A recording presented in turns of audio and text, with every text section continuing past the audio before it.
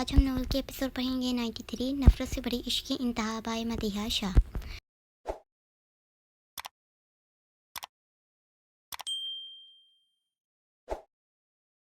आज हम नॉवल के एपिसोड पढ़ेंगे 93 नफरत से बड़ी इश्क की इंतहा बाय मदीहा शाह। मीरपुर।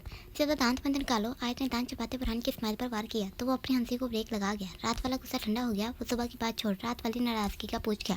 सारी बात है, रात गई तो बात गई। वैसे भी तुम्हारी अपनी मर्जी थी, इसमें क्या बोल सकती हूँ। मसरूफ लोगों को काम ही उलझाए रखते हैं। आयत ने भी तंजिया तीर छोड़े थे। सुनो, अब के मुकाबले ने उसको शानों से पकड़ते खुद के सामने किया, यूँ कि वो पूरी तरह आंखें गाड़े खुद पर रखे उसके हाथ देखे। वो दोनों अभी ड्रेसिंग टेबल के सामने खड़े थे। आयत जो कमरे के साथ ड्रेसिंग टेबल को सेट कर रही थी और बुरहान अपनी तैयारी में मगन जब पकड़ते सामने किया। आयत आंखों में काजल नहीं डाला। वो गौर से उसकी काली स्याह आंखें देख पूछ गया, आयत मुझे तुम्हारी आंखों में काजल बहुत प्यारा लगता है। एक इल्तिजा है कि अपनी आंखों को हर रोज़ मेरे लिए काजल लगाते सजाया करो। और गंभीर से शाइस्तगी लहजा लिए फरमाइश कर गया तो वो उसके अल्फाज में सुलगती दिल की रफ्तार बढ़ते महसूस कर नजरें झुका गई। और एक बात, इससे पहले वो मुकाबले से दूर होती उसने अब के बाजू से पकड़ते खुद की तरफ खींचा, जिससे वो मुकाबले के चट्टान सीने से टकराई। डिनर मुझ पर तुम्हारा कर्ज रहेगा, बहुत जल्द तुम्हारे इस कर्ज को अदा करूँगा। वो वैसे ही उसको खुद से लगाए कान में फूंकते उसको आज़ादी बख्श गया। आए जिसकी हालत मुकाबले के इतने से अमल पर ही कांप उठी थी, तेज़ी से भागते जैसे खुद की सांसों को दुरुस्त किया। साहिवाल। भाई साहब, अमेरिका से मिस्टर लकी और उनके साथ अशरफ सदीक आया है, मिस्टर गफ़ार चौधरी का पैगाम लेकर। अकराम, जो पहले ही आप लोगों से मिल आया था, दीन मोहम्मद को जाने का बोलते तफसील से आगाह किया। गफ़ार चौधरी। सुल्तान शाह। गफ़ार नाम सुन अच्छे से सब कुछ समझे थे। ये वकील अपने पैगाम क्यों इतने भेजता है। सुल्तान शाह के चेहरे के साथ लहजे में सख्ती छाई थी। भाई साहब, अभी गुस्सा करने का वक्त नहीं, एक बार मिल लें इन लोगों से। अकराम ने तहम्मुल से काम लेते सुल्तान शाह को भी ठंडे रहने का मशवरा दिया। सुनते ही तो आ रहे हैं इतने सालों से। सुल्तान शाह लहजा नरम करते अकराम को देख आगे बढ़े तो अकराम भी पीछे ही लग गए। हेलो मिस्टर सुल्तान। मिस्टर लकी बहुत ही खुश मजाजी लिए सुल्तान शाह से हाथ मिलाते बोला। तो सुल्तान शाह ने भी एक नज़र इसको देखते अशरफ को देखा जो आगे हुआ था। प्लीज़ तशरीफ़ रखें। सुल्तान शाह दीन मोहम्मद को चाय का इशारा करते अकराम के हमरा बैठे। कैसे याद किया सुल्तान शाह को, वो पुरवकार अंदाज में बोलते इस्तफसार करके। सुल्तान शाह, आपको अच्छे से अंदाज़ा है कि हम यहाँ क्यों आए हैं, लेकिन अगर फिर भी आप हमसे सुनना चाहते हैं तो हम बता देते हैं। अशरफ सदीक ने मिस्टर लकी से फाइल पकड़ी थी। हाँ ज़रूर बताएं, चूँकि सदीक साहब हम बूढ़े हो चुके हैं, आजकल यादाश्त कमज़ोर होती जा रही है। सुल्तान शाह हल्के फुल्के से लहजे में इस्तेजाजिया मुस्कुराहट भी पास कर गए। चलो कोई बात नहीं सुल्तान साहब, बेफिक्र रहें, हम लोग इतनी जल्दी आपको कुछ बोलने नहीं देंगे। वैसे एक मशवरा है, बादाम खाया करें, इससे आपकी सभी कमज़ोरियाँ दूर हो जाएंगी। खैर ये बातें तो होती ही रहेंगी। सुल्तान शाह, ये आपके लिए पेपर्स मिस्टर गफ़ार ने भेजे हैं, अच्छे से पढ़ लीजिएगा। और वो वैसे ही फाइल को एक नज़र देख अकराम के हाथ में दे गया। और एक बात, अकराम ने फाइल अभी पकड़ी थी कि वो सुल्तान शाह को अपनी तरफ मुतवज्जा करवा गया। इस बात जाने से पहले मैं मुराद शाह के बेटे की सारी इन्फॉर्मेशन ले जाना चाहता हूँ। सुल्तान शाह, अब हमारा मिलना बहुत ज़रूरी है। 2 साल पूरे होने को आ पहुँचे हैं। 27 साल के होते ही हम मुराद के बेटे को उसकी सभी जायदाद से नवाज देंगे। और वैसे भी हमें खबर मिली है कि मुराद की बेटी मिल चुकी है। दोनों बहन भाई का टेस्ट लिया जाएगा। वैसे तो आपको चाहिए कि आप इसको खुद हमारे पास लाएं, लेकिन कोई नहीं, आपकी जगह ये काम हम लोग अच्छे से कर लेंगे। वो इतना बोलते खामोश हुआ था। मिस्टर लकी, तुम और सदीक कान खोल कर सुन लो और जाकर गफ़ार को भी बता देना कि सुल्तान शाह इतनी जल्दी हार मानने वाला नहीं। अगर वो मेरी बात मान कर वो नहीं कर सकता जो मैं चाहता हूँ, तो फिर वो भी जितनी मर्जी कोशिश कर ले, मुराद के बेटे तक पहुँच नहीं सकता। फिर चाहे सारी जायदाद मुझे गवर्नमेंट को ही क्यों ना देनी पड़ जाए। जब बता चुका हूँ कि मुराद के बेटे की जान को मीरपुर में खतरा है, तो फिर वो वकील हमसे कैसे जिद लगाए बैठा है। सुल्तान शाह की बुलंद आवाज़ पूरे हॉल नुमा बैठक में गूंजी थी। बहुत शुक्रिया कि आप यहाँ तशरीफ़ लाए। सुल्तान शाह 2 टोक बोलते वहाँ से वॉकआउट करके तो अकराम ने चाय पी कर जाने का गोया। मीरपुर। कहाँ जा रही है तू। आए जो किचन से निकली थी, सामने ही हूर को तैयार देख चूंकी, जबकि मुलाजिम को बैग ले जाते देख दरियाफ्त किया। मैं बड़ी हवेली जा रही हूँ, आज रात वहीं सरहान के साथ रहने का प्लान किया है। उन्होंने दुपट्टा अच्छे से सर पर लेते आयत को हैरानकुन किया। अचानक से आए जितना हैरान होते कम था। हाँ, मैंने सरहान को फ़ोन पर बात करते सुन लिया था। वो किसी को बता रहा था कि ज़मीनों का काम बहुत ज़्यादा है, इसलिए वो बड़ी हवेली में बैठ कर सारे पुराने हिसाब क्लियर करेगा। तो बस मैंने सोचा क्योंकि मैं भी रात को वहीं उसके पास रहूँ। और एक बात, अब के हूँ ने आयत के कंधे पर बाजू रखा और वैसे ही इसको लेते घर से बाहर निकली। मैंने आज कुछ स्पेशल करने का सोचा। आज रात उसकी ज़िंदगी की सबसे खूबसूरत रात बनने वाली है।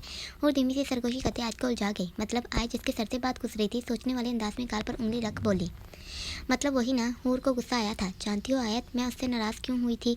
हूर ने अब के कंधे से बाजू उठाते उसको बाजुओं से पकड़ते खुद के सामने किया। मुझे कैसे पता होगा, तूने कौन सा नाराज़गी की वजह बताई थी। आयत ने उलझे लहजे में तेज़ी से बोलते जल्दी इसको बोलने का मौका दिया। सरहान ने एक दिन कहा कि हमारे रिश्ते ने अभी तक अपनी मजबूती पकड़ी ही नहीं। मैं कभी हमारे रिश्ते को मजबूत करना ही नहीं चाहती। क्या रिश्ता मुकम्मल बच्चों पर जाकर ही मुकम्मल होता है? खून ने मुंह सोड़ते रियाज करना चाहा, जबकि उसकी बातों से आयत अच्छे से समझी थी कि वो क्या बोलने की कोशिश कर रही है।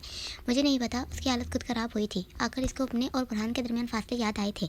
जाओ, तुम भी मेरे किसी काम की नहीं। खून ने अब के आयत के बाजुओं को एकदम से छोड़ते चुंचलाते गाड़ी की तरफ बढ़ी।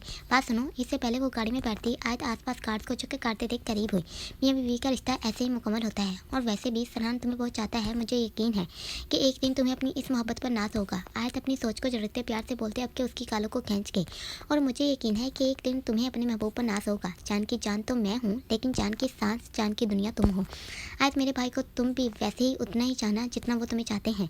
जानती हो, वो बिल्कुल भी वैसे नहीं रहे जैसे वो शादी से पहले हुआ करते थे। वो अपना सब कुछ तुम्हारे लिए बदल गए। खून ने भी बहुत प्यार से उसको समझाया था। आयत की हंसी पल में गायब हुई थी। ये उसने भी तो नोट किया था कि वो पहले वाला बुरहान शाह नहीं रहा। वो जा चुकी थी और आयत के दरमियान दिमाग में कई सवाल छोड़ गई थी। हर मर्द को चाह होती है कि उसकी बीवी उसको वैसे ही मोहब्बत करे जैसे वो करता है। बुरहान की भी तो ख्वाहिश होगी ना कि उसके बच्चे आयत की ज़ुबान खुद से ब्रेक लगाते उसको खामोश करवा गए। इसने ये कैमरे क्यों लगाए हैं, ये तो मैं तफसील से पूछना भूल ही गई। आयत को जैसे ही ख्याल आया कि कैमरे लगे हुए हैं, अब के घूरते सभी तरफ नजरें दौड़ाई।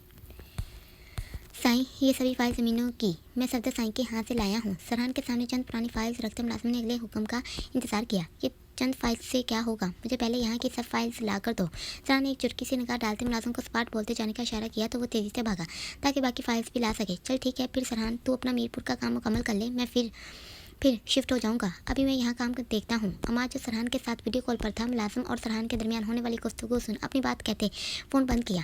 सरहान ने ही अमाद को कॉल मिलाई थी कि 2 दिन उसके खास ऑफिस के काम यानी मीटिंग को देख ले। इसको यहाँ कुछ काम है तो बस अमाद जो मीरपुर बुरहान के पास शिफ्ट होने वाला था रद्द करते मान गया। आखिर ये सफदर चाचू इन फाइल्स में देखते क्या है, सब कुछ तो गलत है। सरहान गुस्से से एक और फाइल नीचे बैंक पर बढ़ाया। तभी हवेली में गाड़ी इंटर हुई थी। मुकाबले की 20 साख निगाहें उस तरफ उठी जहाँ गाड़ी पुरुष में दाखिल हुई थी। ये यहाँ सरहान हूर को गाड़ी से निकलते देख चुका। क्या हुआ, मुझे देखकर हैरान हो गई। हूर गाड़ी से निकल सीधे सरहान के सामने आते खड़ी हुई थी, जबकि पीछे ड्राइवर बैग निकाल उसका हवेली की मुलाजमा को थमा गया जो सरहान ने गौर से देखा था। तुम्हारा यहाँ क्या काम और वो बैग? सरहान ने अपने माथे पर तेवरी चढ़ाए इसको मुखातिब किया। मेरी मर्जी, मैं यहाँ की खुली हवा महसूस करना चाहती थी, इसीलिए गाँव चली आई। क्यों, तुम्हें मेरे आने से कोई इतराज़ है? वो काली आंखों को गोल गोल घुमाते मुकाबल को खुद पर गौर से नजर डालने का जैसे इशारा कर गई। सरहान ने चेहरे से होते सीधे उसके लिबास पर नजर टिकाई थी। वो कमीज शलवार में मलबूस एक घरेलू औरत की तरह नजर आई थी। सरहान को फील हुआ था कि बीवी का ये रूप ऐसे ही मर्द पर जादू नहीं करता। बेसाख्त उसका चेहरा खुशी से चमका। तुम चलो इस धूप में, मैं तो अंदर जा रही हूँ जिसके सर पर धूप की तपिश से जलती आग पड़ी थी मुकाबल को खोए देख तेजी से भागी। सरहान की नजरों ने दूर तक उसका पीछा किया था। कैसी लग रही हूँ? हूर फ़ोन एक मुनासिब जगह पर रखते अब के आयत को पहुँच गई जो वीडियो कॉल पर मुंह खोले इसको तकना शुरू हुई थी। माशाल्लाह, अल्लाह बुरी नज़र से बचाए, तुम ये साड़ी पहन के तैयार हुई हो? आयत ने बेयकीनी से हंसते हूर को अब के पूछा। हाँ, तुम्हारी कब्र से निकाली और लेकर चली आई। वैसे कमाल की चीज़ लग रही हूँ ना। हूर भी कहाँ संजीदा होती थी। रात से आँख दबाते आयत को कहका लगाने पर मजबूर किया। चल, तुझसे बाद में बात करती हूँ। लगता है वो ज़मीनों से वापस आ गया है। आयत हूर जो फ़ोन उठाते अलर्ट हुई थी, फ़ोन बंद करने से पहले आयत को पुकारा। यार, तुझे लगता है ना मैंने खाना ठीक बना दिया? हूर ने फिक्र से पूछा कि कहीं फिर से वो वैसे ही सब कुछ खराब ना कर चुकी हो। इस बार सब कुछ A1 बना है, ज़्यादा मत सोच। अगर यकीन नहीं आता तो खा कर देख ले। आयत ने पूरे यकीन से बोलते इसको खुद पर यकीन रखने का गोया। जब भी बात में सही हूँ ने इतना कहते फ़ोन काटा। ऐसे करती हूँ, मुलाजमा से बोलती हूँ खाना लगा दे। हूँ ने फ़ोन पावर ऑफ करते टेबल पर रखा था। क्या हूर, खाना तो खुद लगा ले। आज के दिन वो खुद से सर पर मारती भागी थी। ये अभी तक अंदर क्यों नहीं आया? जो डाइनिंग टेबल पर खाना लगा चुकी थी अब के माथे पर शिकन डाले बोली। आज हूँ ने फिर से खाना बनाया है और पूरे खाना बनाने के दौरान आज को कॉल पर रखा ताकि यहाँ वो कुछ गलत करे तो वो उसको बता सके। मुझे ही देखना होगा। वो साड़ी का पल्लू संभालते करके बरूनी हिस्से की तरफ बढ़ी। सुनो, अभी वो बाहर आई थी कि सामने ही इसको लोन में फाइल पर मुलाजिम की क्लास लगाते देख दूसरी तरफ खड़े गार्ड्स को पुकार गई। चिपी पिसाई वो सर झुकाए कंधे पर डाले सर कम किए बोला, ये तुम्हारे बॉस कहाँ जाने की तैयारी पकड़े हुए हैं? वो सामने लोन का मंजर देखते साथ ही गार्ड से दरियाफ्त करना शुरू हुई। छोटी बीबी साईं अभी ज़मीनों से आए हैं। फिलहाल साईं ने बताया नहीं कि कहाँ जाना है। वो वैसे ही सर झुकाए गोया तो हूर ने इसको वापस जाने का बोला। सरहान जो मुलाजिम की अच्छे से क्लास लगा चुका था आपके घर की तरफ कदम उठाए। जैसे ही नजरें सामने उठी मुकाबल के तेज बढ़ते कदम थमे। वो अपने साड़ी के पल्लू को संभालते मुकाबल को देख छोटे छोटे कदम उठाते बाएं हाथ से बालों को कंधे से उठाते पीछे झटका था। सरहान तो जैसे उसकी अदा पर मर मिटा था। वो खोए लहजे में बिना पलके झपकाए तकना शुरू हुआ था। वो जो सरहान के करीब आ पहुंची थी इसको खोए देख बिल्कुल सामने होते तो छोटे कदम लेते करीब हुई। फरहान जो देखने में खोया था उसके ऐसे खुद के करीब होने पर ठिठका, जबकि निगाहें इधर उधर घुमाई। वो पता कितने लोग ये सब कुछ देखने वाले थे। अभी मुकाबले नजर घुमाई थी कि वो थोड़ा सा ऊंचा होती कान के करीब हुई। फरहान उसके बदन से उड़ती खुशबू खुद की सांसों में भर गया। मुझे ऐसे देखने से तुम्हारा दिल बढ़ने वाला नहीं मिस्टर फरहान शाह। बेहतर होगा अपने इस बेकाबू दिल को काबू में रखो। शरावत से घर में चलो, क्योंकि तुम्हारे इंतजार में मेरी भूख मरने वाली हो चली है। आपके मुकाबले के कंधे पर हल्के से हाथ रखते सरगोशी की तो वो जो उसकी कुर्बत को महसूस करते करते पर झुकने लगा था, रद्द करते चेहरा फेरा। मैं वेट कर रही हूँ, जल्दी आना। वो अब के उसके सामने होते दिल फ्रेम नजरों से देख उल्टे कदम उठाते मुकाबले से दूर हुई। फरहान जिसका दिल उसकी इतनी सी जस्तजू बढ़ी धड़क उठा था, उसके सामने से गायब होते ही चेहरे पर मुस्कुराहट रेंग गई। लाहौर, तो इतना परेशान क्यों टहल रहा है? अयान जो रूम से निकला ही था, सामने ही हसन को टहलते देख एक नजर शहरियार को देखा जो गहरी सोच में पड़ा हुआ था। क्या हुआ, कोई मसला है? आपके पास संजीदा होकर होते शहरियार के करीब ही बैठा। हसन जो टहल रहा था अयान को शहरियार के करीब बैठे देख खुद भी साथ ही बैठा। हसन से पूछ ले, इसका ही कोई मसला है? शहरियार ने इतना बोलते जैसे अपने हाथ साफ किए थे। हसन जिसकी आंखें लाल पड़ चुकी थी, अयान गौर से इसको देखते बने हुए चुकाए आंखों से ही पूछ गया।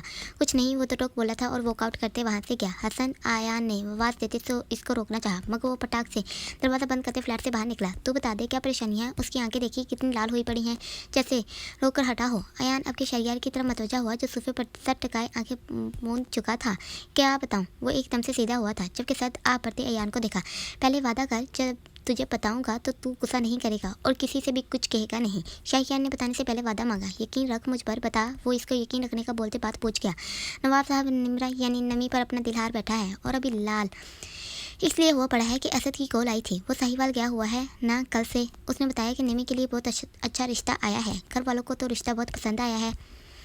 बस अभी वो बता रहा था कि ये सुन उसको दौरा पड़ गया। शहरियार इतना बोलते खामोश हुआ। नमी अयान की तो जैसे आंखें बाहर आने को हुई। ये कब हुआ? अयान को जैसे यकीन ही नहीं आ रहा था। बस हो गया यार, मोहब्बत हुई है, इसको कोई दिल लगी नहीं। शहरियार ने अब के थोड़े सख्त लहजे में बोला। ये सब कैसे हो गया? अयान तो जैसे परेशान हुआ था। क्या मतलब है कैसे हो गया? क्यों, इसको मोहब्बत नहीं हो सकती? शहरियों को तो अयान की बातें सुन हैरत होनी शुरू हुई। मेरा वो मतलब नहीं था यार, मैं कहना चाहता था कि वो खान है और हसन। अयान तू बोल क्या रहा है? तुझे कुछ इल्म है? शहरियार ने दरमियान में बात काटते खुद को नॉर्मल रखते पूछा। यार तू मेरी बात को समझ नहीं रहा। वो लोग कभी भी अपनी बेटी का रिश्ता नहीं देंगे। तुझे तो अच्छे से पता है खान लोग कैसे होते हैं। मैं इन लोगों की सोच तुझे बता रहा हूँ। और वैसे भी तू अपने शाह लोग ही देख ले, क्या कुछ नहीं करते वो। अयान जिसने समझाना चाहा था अच्छे से बयान करते शहरियार को बताया। अच्छा तो ये बात है। अब तू मुझे और राशि को देख ले। मैं शाह हूँ और राशि तो शाह नहीं थी, फिर भी सब ने कबूल किया ना। और वैसे भी क्या तू भूल गया, अमाद की शादी भी तो ईमान से हुई है, जो बरादरी की नहीं थी। ये फ़र्क क्यों? और एक बात मुझे तो ये बता, क्या आयत की शादी खानों में हुई है? वो भी तो शाहों में आई है। लोगों की सोच बदली जा सकती है अगर कोई चाहे तो। शहरियार ने भी बराबर की टक्कर दी थी। मेरे खानदान वालों ने अपनों में ही सब कुछ किया है। वैसे भी मैं तुम्हें असद के बाबा लोगों की सोच बता रहा था। अयान ने भी गोया उसको समझाया कि वो असद के घर वालों की सोच पर समझा रहा था। हाँ तो अगर ऐसा चाहे तो इनकी सोच बदल सकता है। शहरियार ने भी हल पेश किया। और ये जो रिश्ता आया है ना नमी के लिए, for kind your information Ayan साहब, आपके वालिद साहब ने ही इनको बताया है। कोई तेरे ही खानदान के रिश्तेदार लोग हैं। तेरे अब्बा हजूर भी इनके साथ असद के घर बैठे हुए हैं। क्या ये सब बातें आज की हैं? अयान तो साक्षी हो चुका था। हाँ सुबह से असद बताकर गया था कि रात को डिनर पर फैमिली आने वाली है। अभी तो डिनर चल रहा होगा इन लोगों का। शहरियार घड़ी पर नज़र डालते अच्छे से अयान को बता गया। क्या मैं कॉल करूं पापा को? अयान उठा था, जबकि साथ ही शहरियार को पूछा। तू क्या बोलेगा? शहरियार ने फ़ोन करने की वजह जानी चाहिए। पूछता हूँ ना किस लड़के के लिए नमी का रिश्ता भेज दिया है, बाकी जो मुँह में आया पूछ लूँगा। हसन कहाँ गया? अयान जो कॉल मिलाने लगा था फिक्र से पूछा। अल्लाह जानता है, सुबह से कुछ खाया नहीं उसने। मुझे तो ये समझ नहीं आ रही, ऐसे खाना ना खाने से क्या सब कुछ ठीक हो जाएगा? शहरियार जिसको हसन पर गुस्सा आ रहा था सख्त लहजे में ही अयान से पूछा। मैं पापा से बात करके इसको समझाता हूँ। अयान ने कॉल मिलाई थी। हसन जो गुस्से से फ्लैट से निकला था सीढ़ियों से ऊपर की तरफ लपका। अभी वो लंबे लंबे कदम उठाते सीढ़ियों को अबूर कर रहा था कि सामने ही नमी को सीढ़ियों पर आते देख खुद के कदमों पर ब्रेक लगा गया। दोनों की नजरें मिली थी। वो उसकी बेकी सुर्खी से माइल आंखें देख बहुत कुछ समझ गया था। वो खाना नमी ने नजरें चुराते ट्रे की तरफ इशारा किया। वो आहिस्ता से 4 से 5 सीढ़ियाँ ऊपर की तरफ चढ़ा था और उसके बिल्कुल सामने एक सीढ़ी के फासले पर खड़ा हुआ। क्या फैसला हुआ? वो बिना पलके झपकाए जब्त करते उसकी झुकी निगाहों से अपनी मोहब्बत का फैसला पूछ गया। तो तुम मुझे भूल जा। हिम्मत कैसे हुई ये अल्फाज अपनी ज़ुबान पर लाने की? इससे पहले वो बात मुकम्मल करती वो हाथ में पकड़ी ट्रे को जोर से हाथ मारते नीचे गिरा गया। जिसे सभी खाना तो ज़मीन पोस हुआ ही था, उल्टा कांच के बर्तन भी अपनी जान जाने पर जैसे दुहाई मांग के नमी डरते पीछे गिरने को हुई। कान खोलकर सुन लो, आपके हसन ने एक कदम उठाते जो एक सीढ़ी का फासला था वो भी खत्म किया। मैं तुम्हारे खानदान वालों से डरता नहीं, सबको देख लूँगा, तुम्हें इतनी आसानी से किसी और का होने नहीं दूंगा, ये बात याद रखना। दांत चबाते धारते नमी को अंदर तक सहमा गया। मीरपुर। कैसा खाना बना? आज मैंने और भी मेहनत की। हूर सरहान की प्लेट में खुद से खाना डालते इसको देखने पर मजबूर करके। ये सब कुछ तुमने बनाया? सरहान भी यकीन से आंखें बड़ी करते अपनी हैरत बता गया। नहीं, मेरे जैसा मेरा एक पोत भी है जिसने ये सब कुछ बनाया। सारी बात है मैंने ही बनाया है। हूर वक्फे वक्त से बाद अपनी टोन में आना भूल नहीं रही थी। माशाल्लाह, तुम्हारे हाथ में इतना साइका। सरहान जिसने पलन वाला ही मुँह में डाला था खुशी से भरपूर उसकी तारीफ करते खुश किया। उनका चेहरा खिलखिलाया तो सरहान ने गौर से उसके मुस्कुराहट देखे। मैंने सुना था मेरी मामा के हाथ में भी एक अलग ही जायका था। बस फिर देखो कमाल। हूर जिसको आयत की कही बात याद आई थी कि उसकी मामा यानी शबाना बेगम ने बताया था कि जन्नत के हाथ में एक अलग ही जायका था। हूर को बता के सरहान अचानक से हूर का मामा का जिक्र करने पर ठिठका, क्योंकि कभी भी वो ये मानना ही नहीं चाहती थी कि वो मुराद शाह की बेटी है। क्या हुआ, घूर क्यों रहे हो? वो तत्परता का शिकार हुई थी। कुछ नहीं, वो हल्के से मुस्कुराते वापस खाने में मगन हुआ। थैंक्स। अभी वो दोनों खाने से फारग हुए थे जब सरहान एकदम से हूर के करीब होते उसके कान में सरगोशी कर गया। मिस्टर, इतनी भी जल्दी क्या पड़ी है? अभी अपना थैंक्स संभाल कर रखो। सरहान जो अपनी बात कहते पीछे होने लगा था, हूर के अचानक से कोलों को पकड़ते खुद की तरफ खींचने पर चौंका, जबकि वो वैसे ही उसको खुद के करीब कहते मोहब्बत से बोली। वरना तमजी से आई रोज कहा गया, ऐसे करो तुम अभी हमारे लिए अच्छी सी कॉफ़ी बनाओ और रूम में ले आओ। देखो मैंने खाना बनाया था ना। और सरहान को काम देते आपके साथ ही अपने किए के काम का पूछ के वो अंधों की तरह मुंह खोले इसको घूर गया। तो अभी तुम्हारी बारी, तुम कॉफ़ी बनाओ और रूम में ले आओ, तुम्हारे लिए बहुत कुछ सरप्राइज़ किया है। वो आँख मारते शरारत से वहाँ से गई तो वो हवा में हाथ हटाए उसको जाते देखता रह गया। कहाँ गुम हो तुम? फरहान जो लैपटॉप पर काम कर रहा था आयत को काफ़ी देर से कहीं गुम बैठे देख सोच में देख अब के कॉफ़ी का मग उठाते लबों से लगा गया। तुम्हारा काम हो गया? आयत जो बैठे बैठी थी चाय का मग वैसे ही पकड़े उसके किनारों को उंगली के पुरों से छूते रियात किया। हाँ, ऑलमोस्ट हो गया। फरहान ने अब के फाइल पर नजर डालते सीधे आयत को देखा। वो सुबह बैठा अपने ऑफिस का कुछ काम कर रहा था। ये अभी चौहान यूनिवर्सिटी पर ही काम कर रहा था। क्या पूछूं इससे दिल में ख्याल आया था। आयत ने जब से हुर की बातें सुनी थी तब से वो उलझी और परेशान बैठी हुई थी और बुरहान को क्या खुशी दे पाई है यही सोच उसको परेशान किए हुए थी। पूछ ही लेती हूँ, इतना सोचकर दिमाग को क्यों गर्म कर रही हूँ? अब के वो दिल से सोचती मग लेते बैठते उठी। ये रही तुम्हारी सरहान जो रूम में दाखिल होने से पहले ही ऊंची आवाज़ में बोलते दाखिल हुआ था। सामने ही रूम को देख मुकाबल की आंखें शौक से बाहर निकलने को हुई। वो आज इतना हैरान होता उसके लिए ये कम था। वो कमरे में जल्दी लाइट दिए हैरत से अब के हूर की तरफ देख गया जो सामने ड्रेसिंग टेबल के पास खड़ी होंठों को लिपस्टिक लगाते होंठों को लाल जाम बनाने में मसरूफ हुई थी। सरहान ने अब के रूम को भरपूर नज़रों से देखा था और कॉफ़ी वैसे ही पकड़े टेबल तक आया। कमरे को भी सादगी के साथ हल्का फुल्का सा सजाया गया। गुलाब के फूल जो बेड के दोनों तरफ साइड टेबल पर रखे गए थे जिसकी खुशबू किसी की भी सांसों को अपने कैद में चक्रते महका सकती थी। कैसा लगा मेरा सरप्राइज़? वो जो आईने से ही सरहान को देख चुकी थी खुद की नर्वस को काबू रखते जिया चाल चलते मुकाबले के कंधे पर बाजू रखते इसको खुद की तरफ माइल किया। ये सब तुमने किया? वो नीचे झुकते कॉफ़ी के मग रखते वापस से उसके सामने होते दरियाफ्त किया। नहीं, मेरे भूत ने किया है। क्या हुआ है तुम्हें? तुम ऐसे आज इतनी पैकी बातें क्यों कर रहे हो? तबीयत तो ठीक है तुम्हारी? अब के बोलते साथ ही उसके माथे पर हाथ लगाते चेक किया। मैं तो एकदम ठीक हूँ, लेकिन मुझे लगता है तुम्हें कोई गहरी चोट लग गई है जो ऐसे बहके काम कर रही हो। सरहान ने भी भरपूर जवाब दिया था। मिस्टर सरहान, होर शाह पक्के काम करती है। बहके काम करना ना ही मेरा स्टाइल है और ना ही मुझ पर सूट करता है। एक बात बताओ, तुम ऐसे इतना रिएक्ट क्यों कर रहे हो? तुम्हें तो खुश होना चाहिए, तुम्हारी बीवी ने इतना अच्छा इंतजाम किया है। अब के हूर ने सरहान की गर्दन में बाजू डालते इसको अपनी अदा से जैसे बहकाना चाहा। परी सरहान ने मोहब्बत से उसका नाम लेते साथ ही कमरे में हाथ डालते उसकी तरतीब धड़कनों को बेतरतीब किया। तुम्हारा ये सरप्राइज लाजवाब है। कोई भी बीवी अपने शौहर के लिए ये सब कुछ करेगी तो वो शौहर पागल सा उसकी चाहत में फेंकता चला जाएगा। सरहान जिसने दोनों हाथ ही उसकी कमर के किट बांधते हसार बनाया था थोड़ा सा इसको जकड़ते अपने मजीद करीब किया। यूँ कि वो बखलाई मुकाबल की गर्म सांसों की तपिश अपने चेहरे पर महसूस करती बिखरने को हुई। लेकिन परी अब के मुकाबले ने दाएं हाथ उसकी कमर से निकाल उसके चेहरे पर शहादत की उंगली चलाते इसको मजीद करंट पर शौक दिया। मैंने खुद से एक वादा किया था कि जब तक तुम्हें सब कुछ याद नहीं आ जाता तब तक कभी भी तुम्हारे करीब नहीं आऊँगा। सरहान गंभीर लहजे में बोलते उसकी बेतरतीब सांसों को तरतीब दे गया। वो जो मुकाबल के लम्स से खो रही थी अचानक से आंखें बड़ी करते मुकाबल को गौर से देख गई। तभी दोनों की नजरें मिली थी। वो क्या बोल रहा था उनको जैसे कुछ समझ नहीं आ रहा था। मतलब वो सिर्फ इतना ही पूछ पाई थी, मतलब यही कि मैं चाहता हूँ तुम्हें तुम्हारा बचपन का सब कुछ याद आ जाए। मैं चाहता हूँ अगर सारी ज़िंदगी मुझे याद ना आया तो क्या तुम ऐसे ही सारी ज़िंदगी गुजार दोगे? इससे पहले सराहन अपनी बात मुकम्मल करता और कार्ड दरमियान में ही बोली, जबकि साथ ही मुकाबल के गले में दोनों बाजू डालते अपना हसार बनाया। चूँकि वो उसकी कमर छोड़ चला था, शायद वो उससे दूर होने वाला था। और को तो यही लगा था। क्या वह खामोश क्यों हो गए? जवाब नहीं है। और सरहान की नज़रें इधर उधर घूमते देख तनकर पूछा, मैं चाहता हूँ तुम्हें मेरा और अपना बचपन याद आए। वो तरसी से उसके चेहरे पर नजरें गाड़ते धीमे से गोया, शाह ने अपने मुकाबल को मोहब्बत से शाह कहते पुकारा तो वो बेसाख सा होता उसको चाहत भरी निगाहों से देख गया। वो जानती थी उसको सब कुछ याद आ चुका था। वो सरहान को बताना चाहती थी, लेकिन वो चाहकर भी ये सब कुछ नहीं कह सकती थी। अगर वो सरहान को बताती तो इसको बहुत कुछ साथ ही बताना पड़ता। जब मुझे याद आना होगा तब आ जाएगा, मगर मैं तुम्हें बताना चाहती हूँ कि मैं जानती हूँ मेरे माजी में बचपन में तुम्हें मैं बहुत चाहती थी। आए से अपने बचपन के सभी किस्से सुन चुकी हूँ। तुम्हें अपना शाह कहना मेरी आदत बन गया है। क्या फ़र्क पड़ता है कि मुझे वो सब याद है या नहीं? मैं तुम्हारी वही पड़ी हूँ ना। ये तुम जानते और मानते हो ना।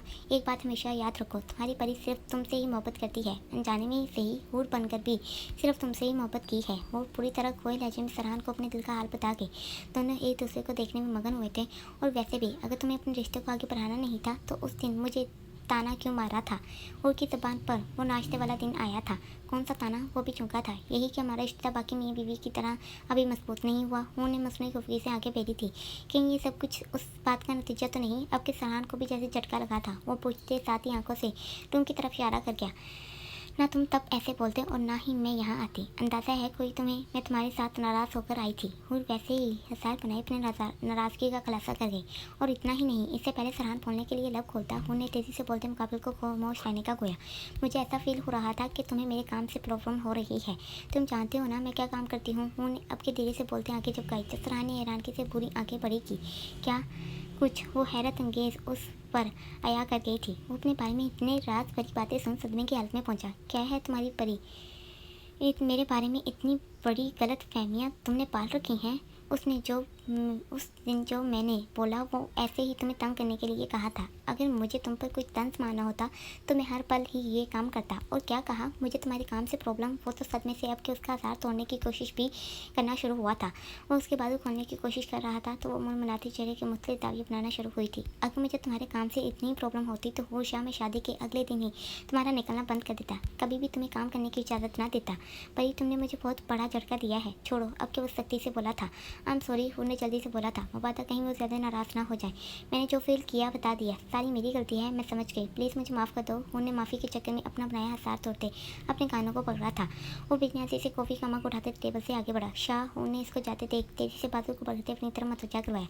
सॉरी बोल तो रही हूँ, गलती हो गई बाबा, आगे से ऐसा इतना गलत नहीं सोचूंगी। वो मोहब्बत से बोलते नरमी से उसके हाथ से मग पकड़ते वापस से टेबल पर रख गए। प्लीज़ शाह जी अपनी परी को माफ़ कर दें। वो पूरे हक से उसके सामने होते वापस से अपने कान पकड़ गए। सरहान तो उसके शाह पुकारने पर ही पूरी तरह खो चुका था। परी फिर कभी इतना गलत मत सोचना, तुम्हारे सोचने से मुझे फ़र्क पड़ता है। वो गंभीर से लहजे में बोलते उसके हाथों को कानों से हटा गया। I love you mister Shah. और की धड़कनें जैसे मचलती बेकाबू हुई थी। वो मुकाबले के गले लगते उसको सुकून बख्श गई। कितने ही तो दोनों एक दूसरे के हसार में जकड़े कैद रहे थे। वैसे ही वो थोड़ा सा मुकाबले से दूर हटते उसके कान के करीब हुई। यूँ कि सरहान ने भी जैसे उसके अल्फाज सुनने के लिए अपनी सांसों को रोका। फिर क्या रहता है, ये शाम यही ख़त्म कर दूँ? सोच लो, अगर आज शाम तुम्हारी ना हुई तो अगली शाम बहुत देर से आएगी। या फिर परी अभी बताता हूँ। इससे पहले सरहान इसको अपने हसार में कैद करता वो तेज़ी से भागी थी। मिस्टर सरहान, मैं सच्ची मजाक कर रही थी। और जो पूरे रूम में साड़ी को उठाई भागी थी अब के सोफे के पीछे होते मुकाबल को पूरे सांस से गोया। सरहान जो सोफे के अगली साइड पर था हाथ मारते इसको पकड़ना चाहा। अभी तुम्हें बताऊंगा कि मैं इस शाम क्या करने वाला हूँ। सरहान ने भी साफ इशारा दिया था वो ये शाम कहीं भी गायब होने नहीं देगा। मिस्टर सरहान और तेज़ी से भागी थी क्योंकि वो सोफे पर चढ़ चुका था और तेज़ी से भागते पैर पर चढ़ी थी। तभी तभी सरहान उसके पीछे लपका था। दोनों की खिलखिलाते मुस्कुराहट रूम में खुशियों के महक बनते गूंजी। अब बताओ कहाँ भागोगी? सरहान जिसने होशियारी से काम लेते उसको बाजू से पकड़ते खुद की तरफ खींचा था। वो लड़खड़ाते मुकाबले के हमरा पैर पर गई जबकि वो पूरी तरह मुकाबले के कब्जे में जकड़ चुकी थी। दोनों ही तेज तेज सांस लेते खुद को नोमा करने की कोशिश में लगे थे। मैं मजाक कर रही थी ऐसे तुम्हें तंग करने के लिए। वो जो पूरी तरह सरहान के रहमों कर आ चुकी थी मुकाबले को खुद के ऊपर से हटाने की कोशिश करते हार मानते बोली, अच्छा तो मजाक में ही मेरे मज़े लिए जा रहे थे। अब तो मैं एक पल का भी रहम नहीं करूँगा। सराह ने इतना बोलते जैसे मसरूर सी लहर उसके बदन में सराहत भरी हलचल पैदा की। मुझे डरने की ज़रूरत नहीं है, उठो। और अपने खुद के जज्बात पर काबू रखते मुकाबल को खुद से उठने का बोल गई। वैसे भी मुझे अभी बहुत सी बातें करनी है। हटाओ हटाओ ना। वो ने अब के मचलते खोया तो सरहान ने उसके दोनों हाथों पर मजबूत काबू किया। जो भी तुम्हें बातें करनी है अब ऐसे ही करो, मैं पीछे हटने वाला नहीं। सरहान ने भी साफ खोया। पूछो क्या पूछना है। वो वैसे ही उसके बालों को सहलाते गंभीर लहजे में प्रयास करना शुरू हुआ। जब मुझे ये सब कुछ याद आ गया तब तुम क्या करोगे। और एक बात तो अच्छे से समझ गई थी कि सरहान शिद्दत से उसकी याददाश्त वापस आने का इंतजार कर रहा है, और वो ऐसे क्यों कर रहा है, यही वजह से वो जानना चाहती थी। वो अपनी मज़ामत को रद्द करते मुकाबल से वैसे ही पूछते साथ उसके कमीज़ के बटन खोलने में मसरूफ़ हुई। अचानक से ये सवाल क्यों। वो भी वैसे ही उसके मुलायम बालों में हाथ फेरते गौर से उसके अमर को देख गया, जो कि मेरे दिल ने कहा जवाब दे रहे हो या नहीं। अब के बटन छोड़ कॉलर से हल्का सा खींचते इसको खुद का मज़ीद करीब किया, यूँ कि वो पूरी तरह उसके बेहद करीब हुआ था। दोनों के दरमियान जैसे सभी फासले मिटने को तैयार हुए थे। सरहान ने बिना देर किए उस पर अपनी मोहर लगाई थी। जारी है।